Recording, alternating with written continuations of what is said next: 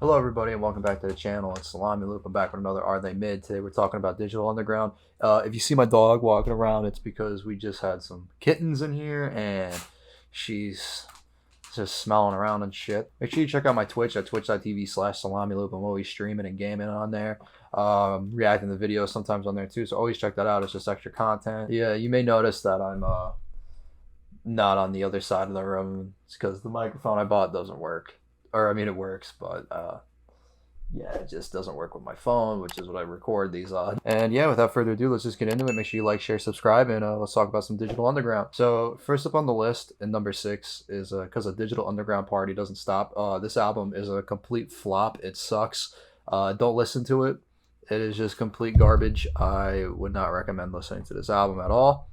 And yeah, that's just it. Coming up on number 5, we have Sons of a P. This album is very weird. No, this album was in the top 50 on Billboard when it came out. Yeah, if you do listen to this album, it just does not feel like it should sit at the top 50 at all. Yeah, beats are solid on this album. Digital Underground tends to switch things up with every album. They always try to go with something new, and this one just didn't seem to work out in their favor per se. So there's that. I almost forgot to mention that Sons of a P sold over 500,000 units and it was certified gold, which is mind-blowing to me because that album just does not deserve gold in my opinion. Yeah, so coming up on number 4, we have Future Rhythm. This album is very weird. It's supposed to be futuristic, but it just sounds like there's a bunch of people talking into a microphone with 7 different filters on it to make their voice sound like robots. The sales on it, I could not get information on the sales. If someone would like to let me know on that, but I have a feeling they did not do that good because this album is pretty mid. They tried really hard with the futuristic vibe, and I don't think it landed correctly with this album. Some of the beats are cool on it, dude. Like, Digital Underground has a track record for not letting down with beats because every beat is just unique, different. But this album is it's pretty mid, but Sons of a P is even worse. So the reason why Sons of a P is lower than Future Rhythm is because it looks like they put more work into Future Rhythm than Sons of a P. Sons of a P is... It just looks like they threw it together last minute, and apparently it did well. And with this one, it looks like they actually tried at least. Really didn't really have like the strength of an album that you would expect. It just does not sound good. So coming up on number 3, we have Who Got the Gravy. This album is probably a really funny album. They went really more comedic with it. The album cover itself is pretty funny. You have this dude with some tremendous nose pouring a bunch of gravy on this chick, and there's like 5 other people just staring at it. Very cool album, I would say. He has features of KRS-One and Biz Markie on here. He also has features of people that I've never heard of. I've never heard of these people, but there's a lot of features on this album, and we already know how I feel about that.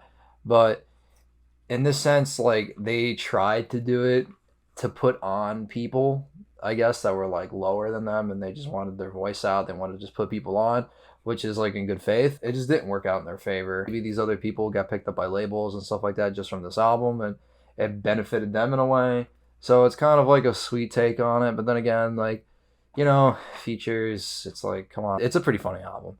We listen to these songs and then you just laugh because they're pretty funny. Not to mention that some of them are like really in your face. A lot of these beats in this album are really in your face and loud, but then there's some that are just laid back, chill vibes. They didn't really go with like the R&B vibe that was with Future Rhythm, and it doesn't feel all clumped and put together, rushed like Sons of a P. So coming up on number 2 is their most popular album called Sex Packets. And before I even get into it, I'm just going to tell you that the theme of this album is all about getting a condom from the government. This obviously had 2 singles before it actually released as an album. This is their debut album. Do What You Like and The Humpty Dance was released and it blew up. Do What You Like, I think, was number 4 platinum on the singles list, and The Humpty Dance was number 1 actually on the singles list on the Billboard, and it was certified platinum. So that single alone just took them like to whole new places. This album really brought them to a whole other level. The single reached certified platinum and was number 1 on the Billboard, but the album topped out at the top 24 on the Billboard. So at the end of the year, this album sold 1 million units, which is pretty crazy. That's a big number. I don't think I've ever seen a number that big for units. But then again, this is in the year, not the first week, which I usually do. I can only find the first year. But I mean, it was still certified platinum, and this album really did act as a stepping stone to them. They're getting more in the studio with bigger people, showing them what they can do. And yeah, my personal opinion, I think the Humpty Dance just carried this whole album on their back. Like, that song's back is hurting. So coming up on number 1 on the list, we have the Body Hat Syndrome. This album is really cool. I like the theme of it. The theme is to wrap yourself in a body hat, aka a condom, and it kind of prevents you from all the negativity in the world, which was this album's I fucking hate my dog. Just lay down. Lay down. Dude, come on, bro. This is my personal favorite album by them because I like the beats on it are funky and crazy. It's more rap based than anything. They're really rapping on this. They didn't really. This album doesn't have any features on it really. Shock G comes out with some crazy, crazy things he says. It's just the rhymes he has. This guy's a real genius. So the Boston Globe stated that this album does not compare to Sex Packets. And I mean, if you're talking numbers, then yeah. But if you're talking creativity and all that other stuff, then this album blows it out the water. I highly suggest you listen to this. You may not like it.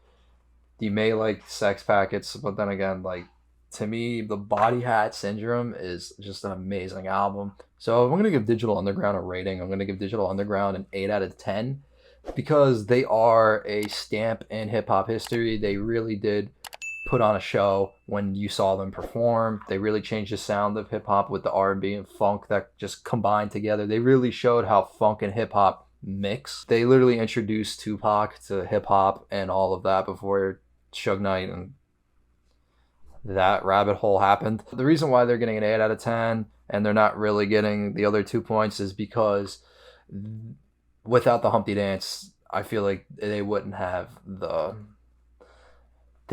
popularity, the fame that they have when this album dropped and that single dropped. The reign that they had with that album slowly faded away. People just slowly started turning away from their work because so many artists started sampling their music and making it sound better.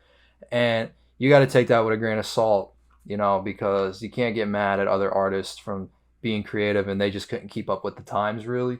But they still really did play a big role for hip hop, and you know, that's cool. That's awesome. So they get an 8 out of 10, and yeah, prove me wrong. You know, R.I.P. Shock G, dude's dead.